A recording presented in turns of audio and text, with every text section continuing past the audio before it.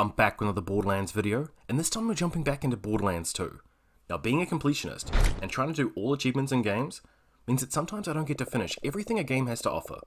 Because once I've hit that 100% mark, it's usually off to the next game.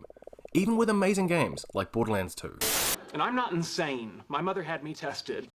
Now, one of my mates told me that there was this raid boss in Borderlands 2 that I just had to do, because it was amazing. I naively went along with this, and worked my way up to this boss. Now, if the cover art didn't give it away, this amazing raid boss was in fact Grandma Flexington. Now, if you've never heard of Grandma Flexington, count yourself lucky. This has to be one of the worst challenges in the whole game. Now, chances are, you're not going to make it to the end of this video. And trust me, I don't blame you. So if this is as far as you get, please remember to like this video and subscribe and ring that bell. Otherwise, here we go. Now, amazingly, I did actually manage to sit through this and complete the full raid boss. So let's see how long you can last. See if you can manage the full mind-numbing story she has in store. And see if you can notice when the game taunts us by trying to switch up the button prompts to have me fail, and tries to distract me with an enemy in the background calling out, because he's far more interesting than what she has to talk about. I've got another story for you, but I'd like to tell it to all of your friends at once. An old lady like me has to save her voice, you know.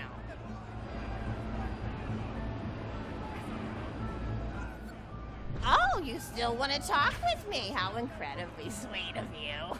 Say, you'll never guess who I saw today. Captain Scarlet.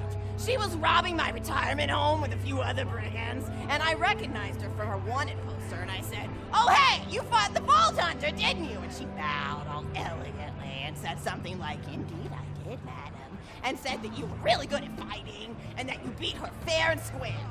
She didn't seem to harbor much of a grudge about it. Nice girl.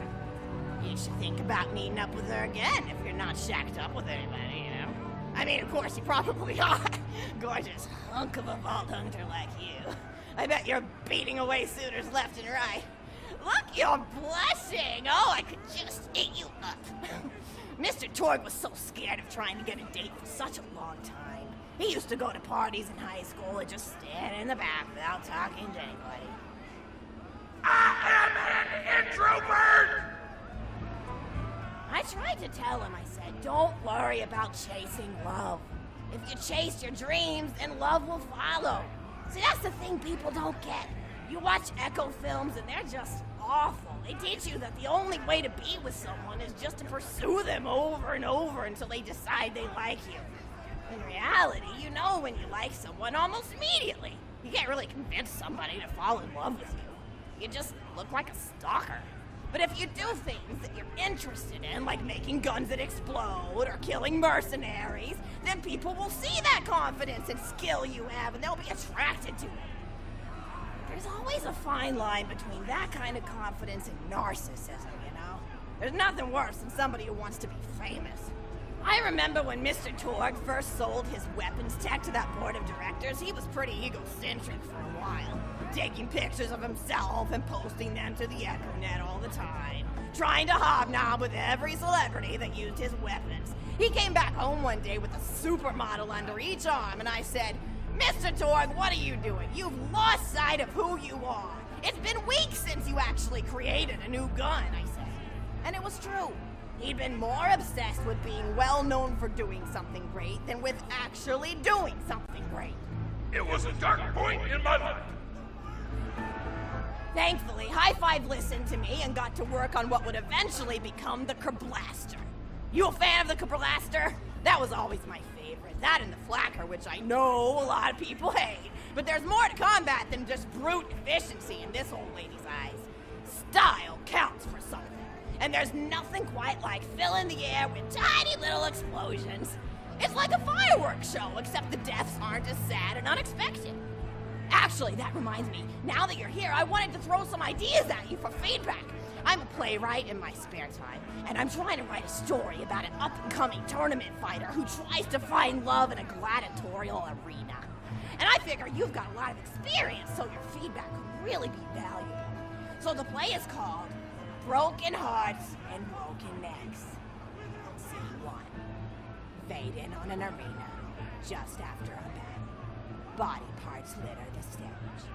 A lone warrior stands in the middle of the stage, a spotlight illuminating her blood-stained armor. She stands, holding her sword triumphantly aloft. Valkyrie, is there no warrior who can challenge me? Must I be destined to spend my life as the strongest, the bravest, the most invincible warrior this galaxy has seen? For I am Valkyrie, scourge of the gladiatorial games! Excellent, Valkyrie, as she shakes her head in despair. From stage left and a janitor with a heavy heart and an even heavier conscience. He begins sweeping the body parts into a bin, which is colored green, and remember that because that's a symbolic color that will come back. Until melancholy overtakes him. He drops his bush broom to the floor and falls to his knees before delivering a heart-wrenching soliloquy. The blood cannot be washed away. Not before and not now. Even as I attempt to escape the past which haunts me still.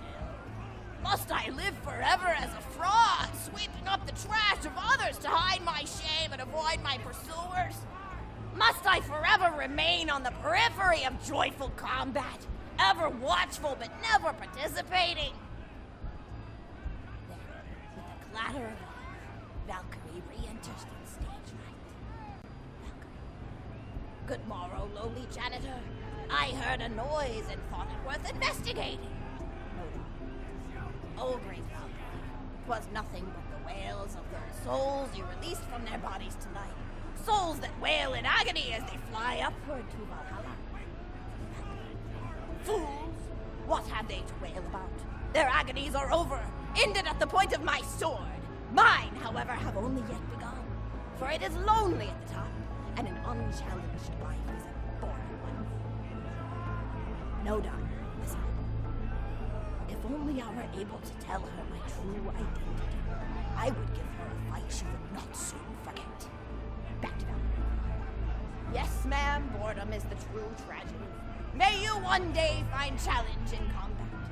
Stupid, Nodon picks up a giant two-armed bastard sword with almost no effort. Valkyrie is here. What is this? Extra. Stage left. Valkyrie. What strength this janitor possessed? Who is he to pick up a bastard sword with two fingers? What hidden power does he hold? What secrets does he keep? I will endeavor to uncover his past, in the hope that our swords may cross in battle! Excellent. End of scene. Scene 2. The interior of the governor's house. The table is set with myriad teas and biscuits. Oh, I'm so sorry. I didn't even ask you for the feedback on the first scene. Did you like it? Oh. I guess I've got some rewriting to do. Sorry for wasting your time.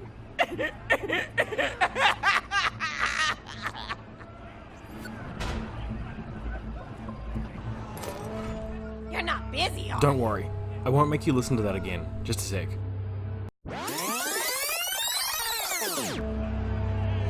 Oh, wonderful. I'll continue then. Scene 2. The governess enters from stage left. Governess, I refuse to respond to these absurd accusations. Her husband looks at her quizzically. Governor, and what accusations may those be? Governess. Actually, you know what? I don't think I'm ready to get feedback on the play yet. But what about you? What are you up to? Tell Grandma Flexington all about it. I bet you've had some amazing adventures. Mr. Torgue told me about the time you all played bunkers and badasses together. He said it was one of the most fun and welcoming experiences of his life. Grandpa! You're embarrassing me! Sorry, sweetie, but really, you and the Vault Hunters are his first real pals. It wasn't easy for Mr. Torgue to make friends at school when he had facial hair at age 8, pecs at 8.5, and dead parents by age 9. People found him intimidating. But I told him that he should be thankful for the fact that he looks different. Anyone who wouldn't be friends with you based on appearance wouldn't be a very good friend anyway. But he really does like hanging out with all of you. Most people these days want Torgue to pose for pictures or blow something up by flexing at it. It's not often he gets to sit down and play games with people. Oh, speaking of games, did you play Going Back to the House yet? It's a new echo simulation about exploring a log cabin you lived in when you were a kid. There's no violence or anything. You just walk around looking at cereal boxes and remembering people you made out with. I really like where echo sims have gone in the past few years, don't you? There seem to be a lot more of them with interesting things to do beyond shooting people, and the writing has gotten so tight and concise. For instance, did you ever play The Samurai's Marker? The whole game's story was delivered through haiku. Did Zero write it or something? No, I'm just joshing. I know you're too busy for that. But oh yeah, I was playing At the End of the Pointed Gun last night on my Echo Sim player, and wow, is that fun. It's about a guy who punches people and smacks himself in the face with doors. Easily one of the best punch-related comedy sims ever.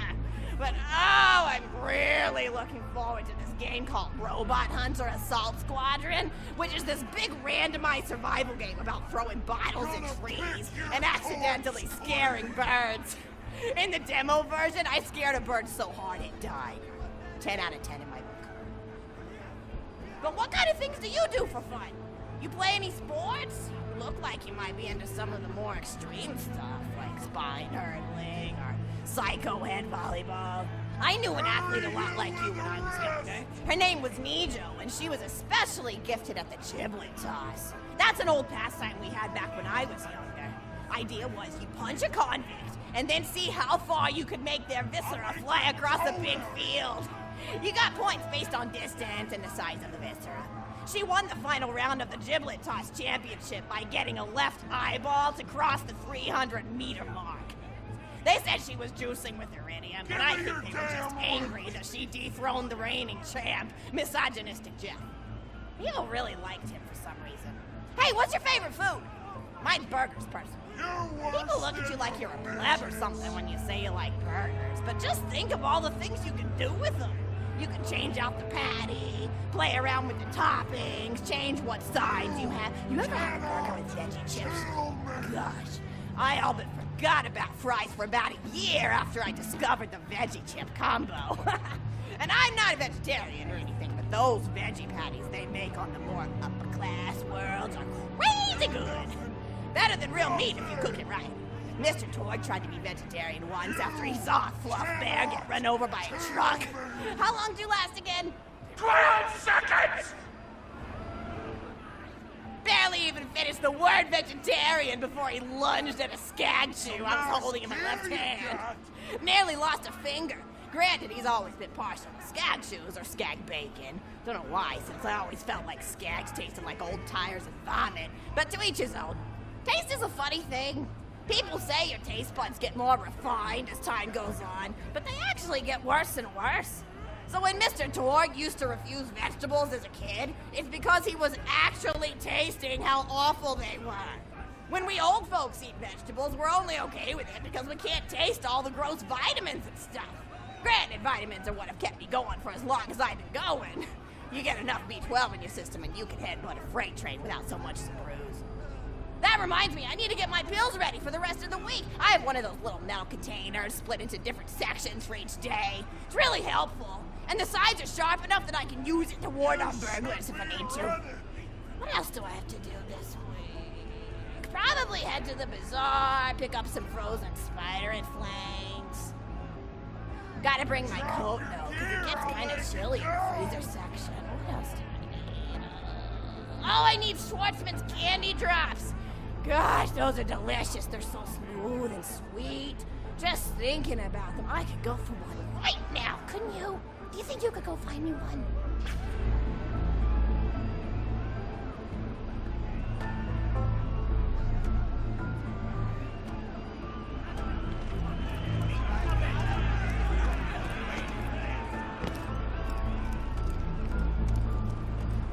Satisfaction!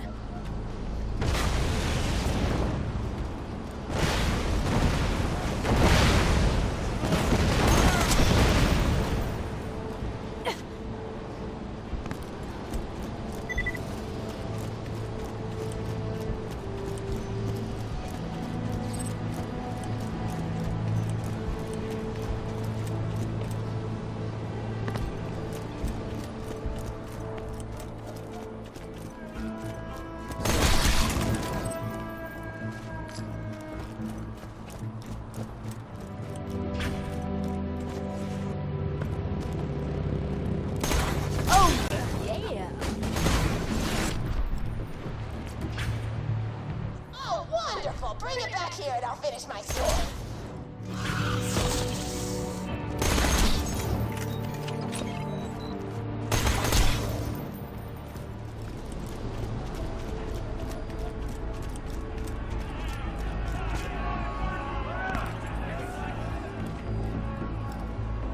Thank you so much! I'll eat this later while sitting by the fireplace telling Mr. Torgue stories of days gone by.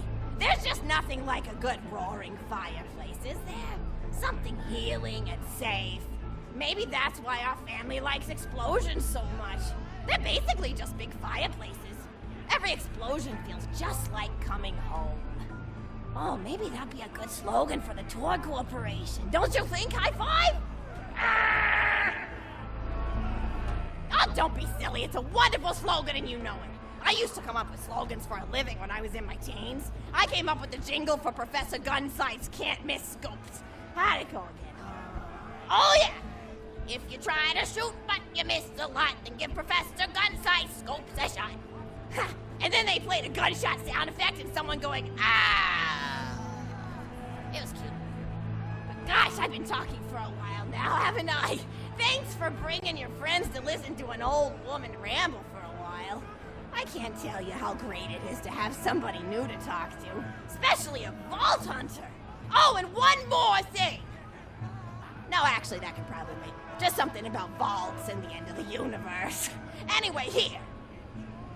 I always spoil my friends, just like I spoiled my grandson.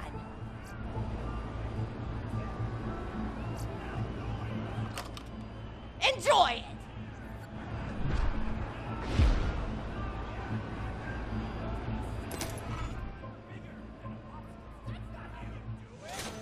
Conversation! Ow!